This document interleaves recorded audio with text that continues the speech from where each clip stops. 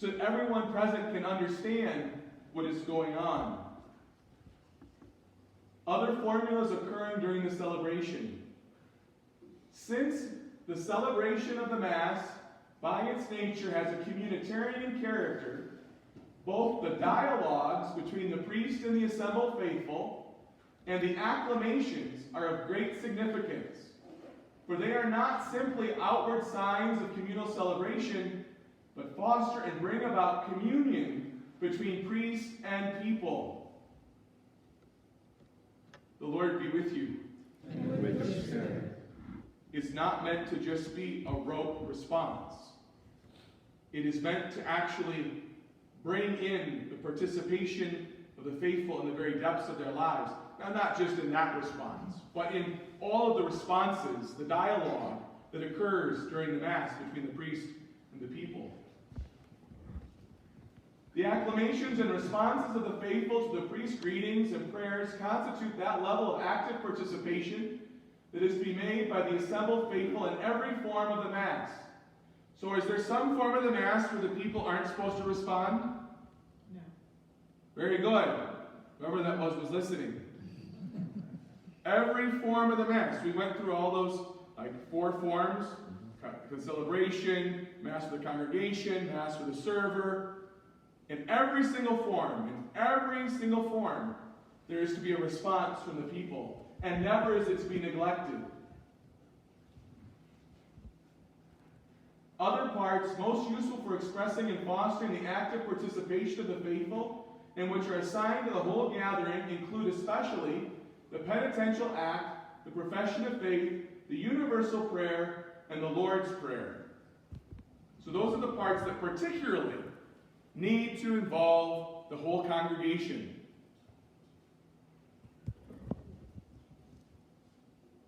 So we have the manner. I'm sorry, I'm skipping through things because I know that I'm going longer than I expected, and I don't want to keep you too long. The manner of pronouncing the different texts. In the texts that are to be pronounced in a loud and clear voice, whether by the priest or the deacon, or by a reader, or by everyone, the voice should correspond to the genre of the text itself. That is, depending upon whether it is a reading, a prayer, or an explanatory comment, an acclamation, or a sung text. It should also be suited to the form of celebration and to the solemnity of the gathering. Consideration should also be given to the characteristics of different languages and of the culture of different peoples.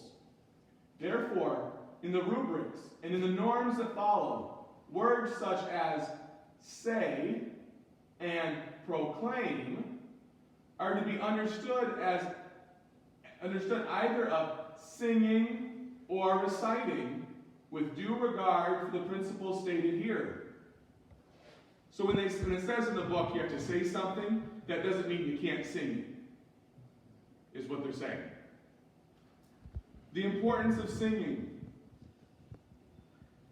The Christian faithful who come together as one in expectation of the Lord's coming are instructed by the Apostle Paul to sing together psalms, hymns, and spiritual canticles. Singing is the sign of the heart's joy. That's from Acts 2, verse 46. Thus, St. Augustine says, singing is for one who loves. And there is also an ancient proverb, whoever sings well prays twice. You don't even have to sing well. You still at least pray 1.5 times.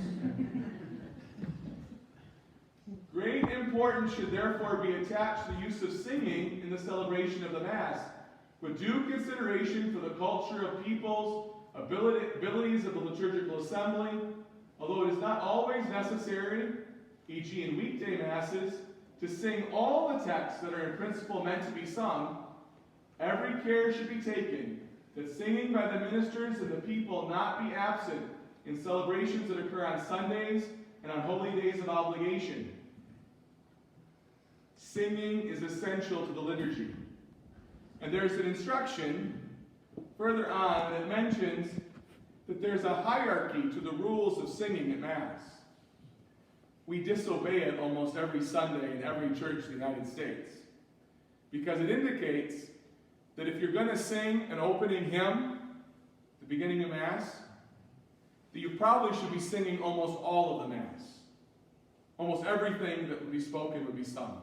That's what the instruction says. Now, we don't do that, and I'm not proposing we should do that, but there are certainly some parts of the Mass that should be sung, especially on Sundays and holy days of obligation.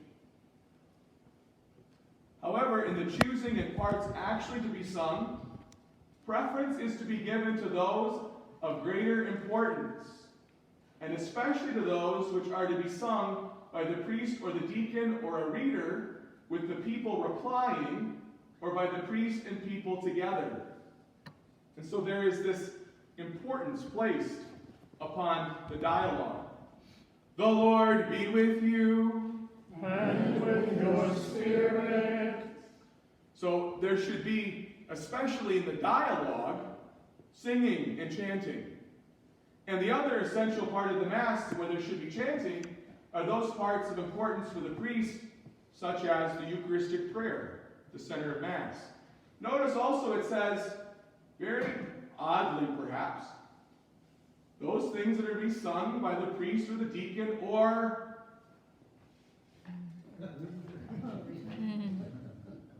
that's a reader? Yes, it's normative that the readings at Mass, the Old Testament reading, the responsorial psalm from the book of Psalms, the epistle from one of the Pauline or other New Testament books, and the gospel would be sung. Not required. Don't start writing people saying, Father Ted says you have to sing the whole Mass. You don't. You absolutely don't. However, the general instruction of the Roman Missal certainly gives us a very different impression of singing at Mass. The main place should be given above all things, being equal, to Gregorian chant, as being proper to the Roman liturgy. Other kinds of sacred music, in particular polyphony, are in no way excluded, provided that they correspond to the spirit of the liturgical action and that they foster the participation of all the faithful. And so there are many different types of music that can be done at Mass, but Gregorian chant has a pride of place, and polyphony should always be utilized. The next section is the last one we're going to go through in particular. Since the faithful from the different countries come together ever more frequently, it is desirable that they know how to sing together at least some parts of the ordinary of the Mass in Latin, especially the profession of faith, that's the Creed, the Lord's Prayer, the Our Father, according to simpler settings. Now that's just two things out of the whole ordinary of Mass. Now the ordinary would be the sign of the cross, the Lord be with you, etc. And so we should as a community know these in Latin and be able to sing them. Now because this new version, which emphasized some of these things, although they were present in the previous versions, but kind of pushed them a little more to the forefront, I was required to actually sing the entire Mass in English and Latin to pass a class so that I could be ordained a priest. Don't ask me to do it now, I don't know how well I would. But the whole Mass at one kick, I'm saying. I certainly sing parts of it all the time at Mass in the parish. And so these are all things you'll notice that we don't do in every place and at all times. Because the general instruction of the Roman Missal is meant to be something alive that we continue to break open, that we study, and that we make the living tradition of the Church more present in our own Sunday Eucharist, our own gatherings in Christ, and giving thanks to God for the gift we've received in Christ. I was wondering if that was going to... I'm sorry.